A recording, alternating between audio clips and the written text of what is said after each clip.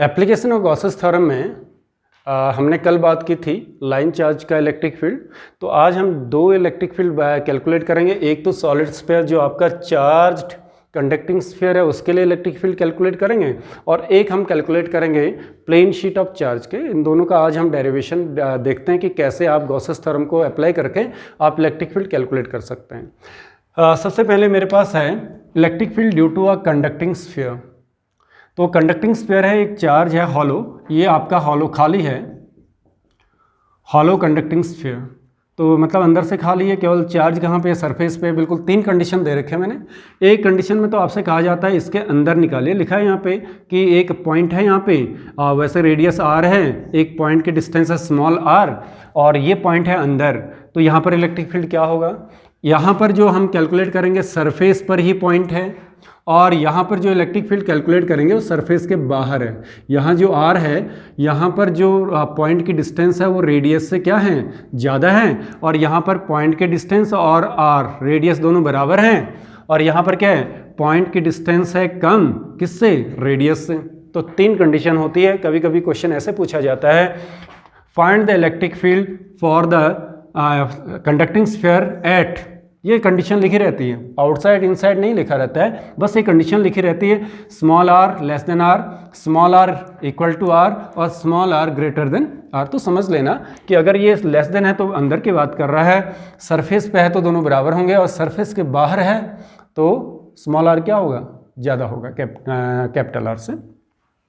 तो सबसे पहले हम बात करते हैं यहाँ पर इलेक्ट्रिक फील्ड कैसे निकालें। मान लेते हैं यहाँ पे इलेक्ट्रिक फील्ड है E, और आपको पता है कि गॉसेस थ्योरम लगाने के लिए आपने क्या करना पड़ता है, एक गॉसियन सरफेस कंसीडर करना पड़ता है, और वो गॉसियन सरफेस उस पॉइंट से पास होना चाहिए जिस पॉइंट पर क्या है, आपने इलेक्ट्रिक फील्ड निकालना है। तो एक गॉसियन सरफेस ऐसे प्लॉट कर लेता हूँ मैं, सिमेट्रिक गॉसियन सरफेस प्लॉट कर लेता हूँ इस तरह से, इलेक्ट्रिक फील्ड लाइन्स। अब देखें क्या होगा, तो यहाँ पर आपको मान लेते हैं, यहाँ पे थोड़ी देर के लिए मान लिया आपने इलेक्ट्रिक फील्ड क्या है, E है। तो कैसे आप निकालेंगे, आप गॉसेस थ्योरम लगाएंगे। टोटल फ्लक्स इक्वल टू क्या होता है, E dot d s equal to, आपको पता है Q अपॉन एप्सिलॉन नॉट। ये Q होता क्या है, ये Q होता है गॉसियन सरफेस के अंदर का चार्ज। तो आपको यहाँ पे गॉसियन सरफेस दिख रहा है, क्या गॉसियन सरफेस के अंदर चार्ज है, नहीं है, क्योंकि चार्ज तो कहाँ रह गया, गॉसियन सरफेस के बाहर रह गया। तो आप क्या कह सकते हैं, यहाँ पे बहुत आसानी से ये निकल जाता है, इसमें बहुत ज़्यादा दिक्कत नहीं है, कि E dot d s equal to हो जाएगा आपका, चार्ज तो आपका जीरो है तो जीरो रख लीजिए, zero upon epsilon not zero. अब यहाँ पे कंडीशन क्या हो सकती है, सरफेस एरिया तो जीरो हो नहीं सकता है, क्या इस गॉसियन सरफेस का एरिया जीरो है, नहीं। आप कह सकते हैं, चलो यहाँ पे थोड़ी देर के लिए मान लेते हैं E डॉट, यहाँ पे अगर ds कह सकते हो, ds तो आपका जीरो हो नहीं सकता है, तो किसको ये जीरो होना पड़ेगा, आप यहाँ पे लिख सकते हैं surface is not equal to zero. तो क्या हो सकता है, कंडीशन एक ही हो सकती है, electric field must be zero. तो यहाँ पर जो इलेक्ट्रिक फील्ड होगा वो आपका ज़ीरो होगा। आप कह सकते हैं, वैसे भी इलेक्ट्रिक फील्ड लाइंस क्या होती हैं, सरफेस के बाहर निकलती, चार्ज से स्टार्ट होती हैं। इससे पहले अगर आपने इलेक्ट्रिक फील्ड की प्रॉपर्टी आपने देखी थी, वो चार्ज से ही स्टार्ट होती हैं और बाहर निकल रही। तो इलेक्ट्रिक फील्ड लाइंस अंदर तो जा नहीं रही। अगर इलेक्ट्रिक फील्ड लाइंस अंदर नहीं जा रही हैं तो इसका मतलब इलेक्ट्रिक फील्ड वैसे ही जीरो होगा। लेकिन मैथमेटिकली अगर आपने प्रूफ करना है, सरफेस एरिया अगर जीरो नहीं है तो क्या होगा, इलेक्ट्रिक फील्ड ही जीरो होगा। और थीटा तो जीरो हो नहीं सकता है, क्योंकि थीटा की बात अगर हम करें तो अंदर तो इलेक्ट्रिक फील्ड लाइंस जा ही नहीं रही हैं, तो थीटा का तो यहाँ पे कोई कंसिडरेशन है ही नहीं। तो कंडीशन ये है कि इलेक्ट्रिक फील्ड आपका जीरो होगा। तो किसी भी स्फीयर के अंदर चार्ज अगर बाहर है तो इसका मतलब अंदर का इलेक्ट्रिक फील्ड क्या होगा, आपका जीरो होगा। दूसरा, मान लेते हैं यहाँ पर आपका क्या है, यहाँ पर एक इलेक्ट्रिक फील्ड कैलकुलेट करना है, तो गॉसेस थ्योरम कैसे मान लेंगे। गॉसेस थ्योरम क्या होता है, इसके जस्ट बाहर बहुत बिल्कुल पास में एक गॉसियन सरफेस प्लॉट करना पड़ता है। हालांकि मैंने ये बहुत दूर दिखा दिया, लेकिन इतना दूर नहीं होता है। आप क्या करेंगे, गॉसियन सरफेस को बिल्कुल सरफेस से टच होता हुआ आप दिखाएंगे, दिखा तो नहीं सकते हैं, मान लेंगे। मतलब ये गॉसियन सरफेस इतना गैप पे नहीं होगा, बिल्कुल सरफेस के जस्ट बाहर आपने क्या करना है, गॉसियन सरफेस को प्लॉट करना है। इलेक्ट्रिक फील्ड लाइंस बाहर निकलेंगे ऐसे, इलेक्ट्रिक फील्ड लाइंस ऐसे ही बाहर निकलनी, चार्ज से बाहर निकलती हुई जाएंगी इस तरह से। अब स्टार्ट तो यहीं से करेंगे। हमने निकालना है यहाँ पर इलेक्ट्रिक फील्ड, इस पॉइंट पर इलेक्ट्रिक फील्ड निकालना है। मान लेते हैं इस पॉइंट पे इलेक्ट्रिक फील्ड आपका E है, तो क्या होगा E dot d s equal to क्या होगा Q अपॉन एप्सिलॉन नॉट।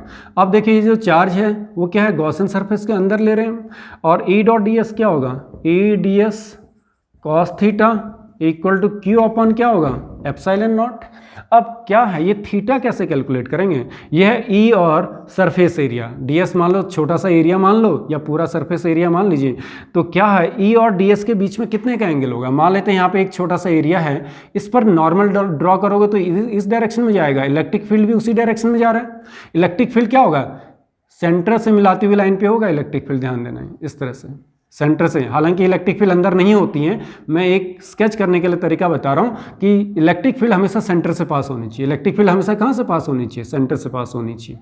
तो अगर ये इलेक्ट्रिक फील्ड सेंटर से पास हो रही होती तो नॉर्मल भी क्या हो रहा है, सेम डायरेक्शन में आ रहा है। यहाँ पर जो छोटा सा सरफेस एरिया आपको दिख रहा है ना, इस सरफेस एरिया पे नॉर्मल प्लॉट करोगे तो वो भी तो इस डायरेक्शन में जा रहा है। तो आप क्या कहेंगे, नॉर्मल और इलेक्ट्रिक फील्ड सेम डायरेक्शन में आ रहा है, तो थीटा इक्वल टू क्या होगा 0। तो कॉस थीटा कॉस 0 रख लीजिए। तो इलेक्ट्रिक फील्ड, क्योंकि हर पॉइंट पर इलेक्ट्रिक फील्ड क्या है, सेम है। पूरे गॉसियन सरफेस पे इलेक्ट्रिक फील्ड क्या है, सेम है। इसको कांस्टेंट है तो बाहर ले लो, ds इक्वल टू इस गॉसियन सरफेस के अंदर का चार्ज कितना है, मान लेते हैं हमने इस स्फीयर को कितना चार्ज दे रखा है q, तो ये हो जाएगा आपका q अपन एप्सिलॉन नॉट। ये इसका मतलब क्या होता है, टोटल इंटीग्रेशन का मतलब होता है, बोला कैसे जाता है, टोटल सरफेस एरिया किसका, गॉसियन सरफेस का जिससे फ्लक्स पास हो रहा है। Total surface area of the Gaussian surface where from the flux is passing. तो क्या कहोगे, कौन सा है भाई, फ्लक्स क्या है, गॉसियन सरफेस स्फेरिकल है। क्योंकि आपके पास स्फीयर था तो गॉसियन सरफेस भी क्या होगा, स्फेरिकल होगा। स्फेरिकल होगा तो एक स्फीयर का सरफेस क्या होता है, सरफेस एरिया होता है 4 pi R square, 4 pi R square equal to क्या होगा Q अपॉन एप्सिलॉन नॉट। तो यहाँ पे आप अपॉन में लेके आएंगे इलेक्ट्रिक फील्ड इक्वल टू, ये हो जाएगा, अगर आप सिस्टमेटिक तरीके से लिखेंगे 4 पाई जाएगा, एप्सिलॉन नॉट इसके साथ में लिख लेते हैं, और बचेगा यहाँ पे Q upon R square, capital R आएगा यहाँ पे, क्योंकि जो पॉइंट की डिस्टेंस है वो रेडियस के बराबर है। तो ये आपका इलेक्ट्रिक फील्ड हो गया ऑन द सरफेस। तो पॉइंट चार्ज का भी कुछ ऐसा ही फॉर्मूला था आपका। तो इसका मतलब क्या है कि ये स्फेरिकल चार्ज पॉइंट चार्ज की तरह बिहेव करता है, कहाँ पर, सरफेस पर या सरफेस के बाहर, जिसको अभी हम कैलकुलेट करेंगे।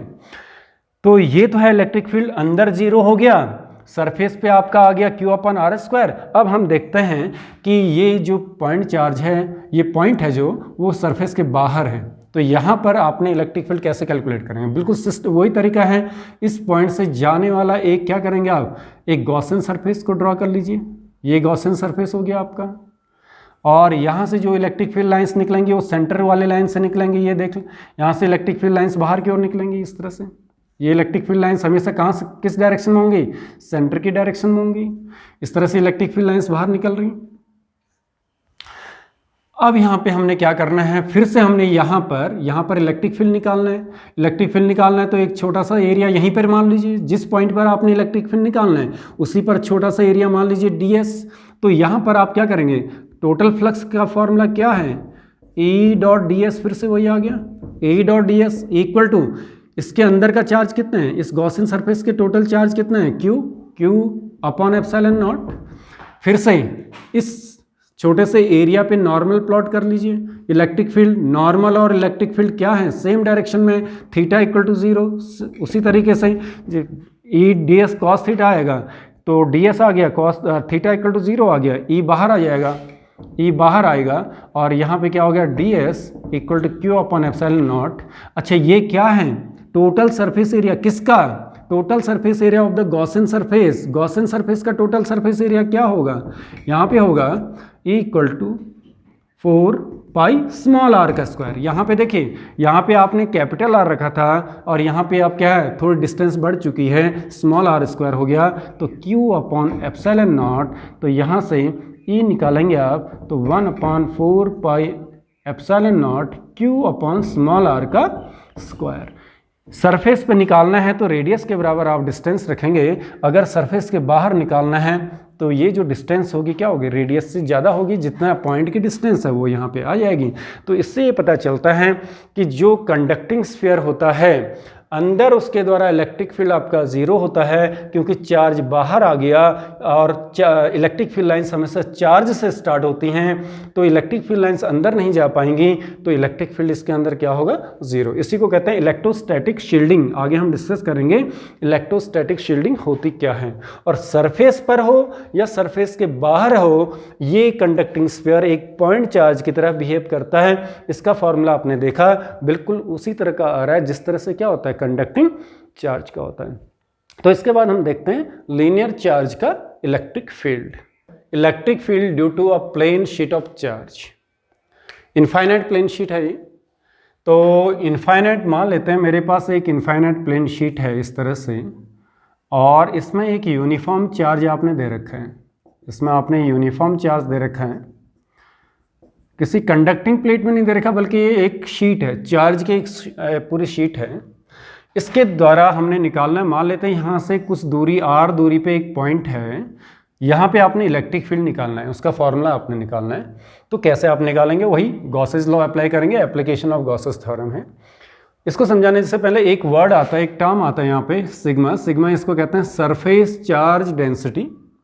सरफेस चार्ज डेंसिटी का मतलब होता है, मान लेते हैं ए एरिया पे, कोई भी ए एरिया है इसका, ए एरिया पे टोटल कितना चार्ज है, क्यू चार्ज है, तो यूनिट एरिया पे जो चार्ज होगा, यूनिट एरिया में कितना चार्ज होगा, क्यू अपॉन ए। तो यूनिट एरिया में जो भी चार्ज होता है उसी को सिग्मा कहते हैं। तो ये फॉर्मूला आप याद कर लेना कि सरफेस चार्ज डेंसिटी का मतलब होता है कि यूनिट एरिया में कितना चार्ज है, तो इसको कहते हैं क्यू अपॉन ए। कभी कभी इसकी यूनिट पूछी जाती है, इसकी यूनिट हो जाएगी कूलम मीटर स्क्वायर। ये हमने पहले डिस्कस किया है, पहले पार्ट में इनको हमने डिस्कस किया है। तो ये सारी चीज़ें तो आपको पता होनी चाहिए। अब क्या है, इस पॉइंट पर आपने इलेक्ट्रिक फील्ड निकालना है, तो आपको पता है गॉसेस थ्योरम जब आप अप्लाई करेंगे तो आपने एक गॉसियन सरफेस मानना पड़ेगा, और गॉसियन सरफेस किस पॉइंट से जाना चाहिए, जिस पॉइंट पर आपने इलेक्ट्रिक फील्ड निकालना उस पॉइंट से गॉसियन थ्योरम गॉसियन सरफेस पास होना चाहिए, और वो सिमेट्रिक होना चाहिए। अब सिमेट्रिक कैसा होगा, मान लेते हैं, थोड़ी देर में आपको समझ में आ गया सिलेंड्रिकल क्यों ले रखा है। मान लेते हैं मैं एक ऐसा सरफेस लेता हूँ, सिलेंड्रिकल सरफेस, दोनों ओर बराबर दूरी पे, इस तरह से, जितना इसका फ्रंट साइड में सरफेस जा रहा है उतना इसके बैक साइड, क्योंकि सिमेट्रिक सरफेस लेना है हमने। अब क्या है, इसको मैं मान लेता हूँ एक हाइपोथेटिकल सरफेस है, आपने किसी सरफेस से चार्ज को बंद किया, इतने चार्ज को बंद कर दिया, बाकी चार्ज तो आपका बाहर चला गया। आपने इस सरफेस से इतना, इस एरिया पे जो चार्ज है इसको आपने बंद कर दिया, और ये तो पहली कंडीशन है। गॉसेस लॉ लगाने के लिए पहली कंडीशन क्या है, जितना चार्ज आप चाहते हो उस चार्ज को आप बंद कर दो। मान लेते हैं इसका जो एरिया है, इसका जो एरिया है ए है, और इसमें जो चार्ज है वो कितना है, क्यू है, इतना आप ध्यान देना। अच्छा, अब ये पता करिए कि ये जो शीट है इसके द्वारा इलेक्ट्रिक फील्ड की डायरेक्शन क्या होगी।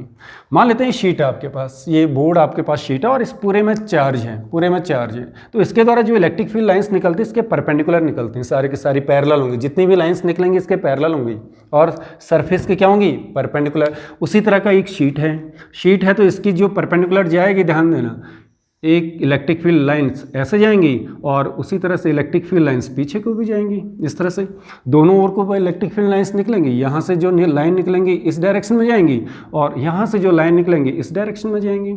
तो इलेक्ट्रिक फील्ड लाइंस निकल रही परपेंडिकुलर डायरेक्शन में। अब क्या है, अब मुझे गॉसेस थ्योरम लगाना है। गॉसेस थ्योरम क्या कहता है, total flux passing through this surface, जो आपने सरफेस बनाया है, सिलेंड्रिकल सरफेस बनाया है, total flux passing through this surface will be equal to 1/ε0 into Q. ये चार्ज कौन सा होता है, इस सरफेस के अंदर का चार्ज। ये तो हमारा है गॉसेस थ्योरम। और आपको पता है फ्लक्स इक्वल टू क्या होता है, फ्लक्स इक्वल टू होता है E.ds। इसका मतलब 1/ε0 इंटू क्यू। ये है आपके पास गॉसेस थ्योरम। अब हम बात करते हैं कि कितने सरफेस हैं इसके।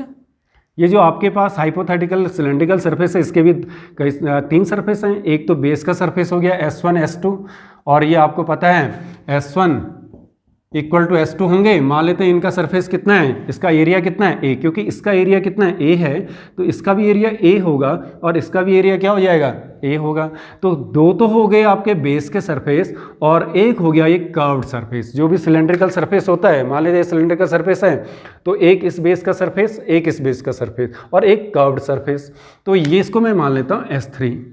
अब आपको दिख रहा होगा कि फ्लक्स कौन से सरफेस को काट रहा है, मतलब इलेक्ट्रिक फील्ड लाइंस किस सरफेस को काट रही, कर्व्ड सरफेस को नहीं काट रही। इसका मतलब यहां से गुजरने वाला फ्लक्स φ3 क्या होगा, 0 होगा। तो यहां से फ्लक्स बाहर निकल रहा है, इसका मतलब यहां से फ्लक्स जाएगा φ2 और यहां से भी फ्लक्स बाहर निकल रहा है, इसका फ्लक्स होगा φ1। इसका फ्लक्स क्या होगा, φ1। तो तीन सरफेसेस हो गए। इस एरिया से निकलने वाला सरफेस φ1, फ्लक्स φ1, इसका फ्लक्स φ2 और यहाँ का फ्लक्स जो है φ3 जो 0 होगा। तो अब कितने सरफेसेस का फ्लक्स हमने कैलकुलेट करना है, दो सरफेस का, एक इसका और एक इसका। इसको मैं दो पार्ट्स में डिवाइड कर देता हूँ, दो पार्ट्स में डिवाइड कर देता हूँ। तो EDS कौन से सरफेस का, फर्स्ट सरफेस का, प्लस EDS कौन से सरफेस का, सेकेंड सरफेस का। थर्ड सरफेस का तो आपका 0 हो जाएगा। इक्वल टू क्या होगा, Q/ε0।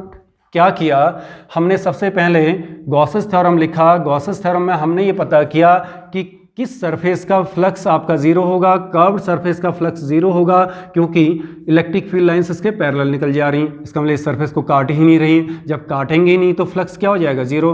केवल इस सरफेस को काट रही, ये सरफेस ऐसे है और इलेक्ट्रिक फील्ड लाइंस बाहर निकल रही, परपेंडिकुलर डायरेक्शन में निकल रही है, तो एक इसको काट रही है, एक इसको काट रही है। तो मैंने क्या कर दिया, इस फ्लक्स को दो पार्ट में डिवाइड कर दिया, एक पहले सरफेस के लिए और एक दूसरे सरफेस के लिए। अब यहाँ पे क्या होगा, अगर आप इसको अलग डॉट प्रोडक्ट को हटा हैं तो क्या होगा, EDS cos थीटा इसके लिए होगा, प्लस सेकेंड सरफेस के लिए क्या होगा, EDS cos थीटा। इसको अगर θ1 मान लो, इसको θ2 मान लो, Q/ε0। ई दोनों में सेम होगा। यहाँ इस सरफेस का इलेक्ट्रिक फील्ड और इस सरफेस का इलेक्ट्रिक फील्ड क्या होगा, सेम होगा। क्यों होगा, क्योंकि जितनी डिस्टेंस इसकी है उतनी ही डिस्टेंस इसकी भी है, तो क्या होगा, इलेक्ट्रिक फील्ड आपका सेम होगा। एरिया भी आपका सेम होगा, इसका एरिया A है तो इसका भी एरिया A सेम होगा। तो ये आपका गॉसेस थ्योरम यहाँ तक पहुँच चुका है।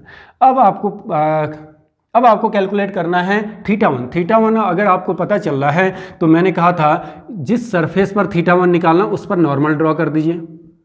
जिस सरफेस पर आपने थीटा पता करना उस सरफेस पे नॉर्मल ड्रॉ कर दीजिए। अब ये नॉर्मल और इलेक्ट्रिक फील्ड सेम डायरेक्शन में है तो इसका मतलब क्या होगा, θ1 आपका 0 होगा। थीटा, चलो इसका कैलकुलेट करिए, इसका कैलकुलेट करिए। इसका नॉर्मल इधर को जाएगा तो नॉर्मल और इलेक्ट्रिक फील्ड दोनों क्या हैं, सेम डायरेक्शन में, तो θ1 भी 0 होगा और θ2 भी क्या होगा, 0 होगा। θ2 भी क्या होगा, 0 होगा। तो यहाँ पे 0 रखें, यहाँ पे 0 रखें, तो क्या बच जाएगा, ये बचेगा आपका EDS पहले सरफेस के लिए और EDS सेकेंड सरफेस के लिए Q/ε0 और E आपका बाहर आ जाएगा। ये हो गया DS, कौन से सरफेस का एरिया, फर्स्ट, ये E बाहर आ जाएगा, यहाँ पे होगा DS, ये कौन से सरफेस का, सेकेंड सरफेस का, इक्वल टू क्या होगा, Q/ε0। इसका मतलब क्या है, इंटीग्रेशन ऑफ DS का मतलब क्या होता है, टोटल सरफेस एरिया, कौन सा, फर्स्ट। टोटल सरफेस एरिया कितना है, ये A है। इसका मतलब मैं इसको लिख सकता हूँ E × A, मतलब इसको कैसे बोला जाता है, टोटल सरफेस एरिया, कौन सा, फर्स्ट का total surface area A plus E × total surface area. Integration का मतलब क्या होता है, टोटल सरफेस एरिया, कौन सा, सेकंड का एरिया कितना है, A, इक्वल टू क्या हो गया, Q/ε0। तो आप इसको कहेंगे E.A इक्वल टू Q/ε0। तो यहाँ से हमें इलेक्ट्रिक फील्ड निकालना है, तो इलेक्ट्रिक फील्ड आप कैसे निकालेंगे, तो ये अपॉन में चला जाएगा, Q/2 ε0A। और अभी बताया था Q/A को आप क्या रखेंगे, सिग्मा रखेंगे, तो E electric field equal to σ/2 ε0। तो ये है इलेक्ट्रिक फील्ड का। यहाँ पर देखिए आप R कहीं पर भी नहीं आ रहा, ये जो डिस्टेंस है R वो कहीं पर भी आपको नहीं दिखाई दे रहा है। इसका मतलब क्या है, ये जो इलेक्ट्रिक फील्ड है पॉइंट का वो R पर डिपेंड नहीं करता है, चाहे पॉइंट पास में हो चाहे पॉइंट आपका दूर हो, इलेक्ट्रिक फील्ड क्या होगा, यूनिफॉर्म होता है। किसी भी प्लेन शीट का इलेक्ट्रिक फील्ड यूनिफॉर्म होता है, मतलब जितनी दूरी पे जाएंगे इलेक्ट्रिक फील्ड क्या रहेगा आपका, सेम रहेगा।